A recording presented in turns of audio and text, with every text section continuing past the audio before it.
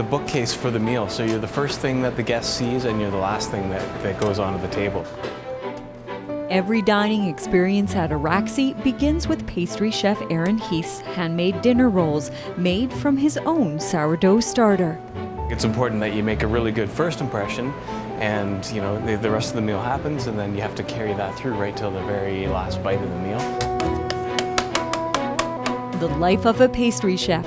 This supporting role often doesn't come with the spotlight of an executive chef, but without pastry's savory and sweet gifts, there would be no overture or denouement to the magic of fine dining. And that magic can only come to life under the dedicated hands of hard work, passion, and repetition. After 15 years of working pastry, that amounts to a lot of rolls.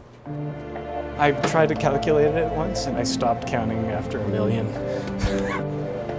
This repetition of classic recipes are what build a pastry chef. The basics of sugar, flour, and butter are building blocks. The recipe is the science, and once mastered, then creativity comes into play.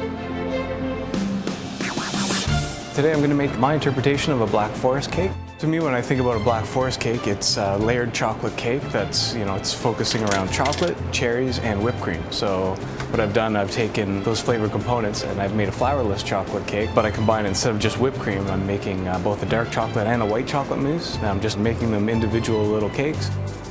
The recipe for Aaron's Black Forest cake is showcased in the Araxi cookbook, but like any living piece of art, this recipe continues to evolve. This is my Black Forest cake recipe. I've been making these same ones for about 4 years now, and this is the original one in 2008. And just over time, the quantities change. I adjust it over time until finally I have a nice brand new clean version of the Black Forest cake 2012. Tucked away in the mountains of Whistler, this George Brown trained chef follows his passion along with the fruit seasons, rather than trends. I'm glad it's not cupcakes anymore. They have great childhood memories for me, but I'm not sure what the appeal was as far as on a media mass explosion level. I'm not sure where that came from. So I'm kind of happy it's gone to something a little more classic like the macarons, which are everywhere right now. Cakes, macaroons, financiers, a beautiful language spoken by many, young and old, gluten-free and vegetarian. This is what keeps Aaron passionate in the kitchen. I think it brings people satisfaction. There's a very, very small amount of people I've met that actually don't like desserts or chocolate or fruit or just any of those things. It's sharing good food in the end.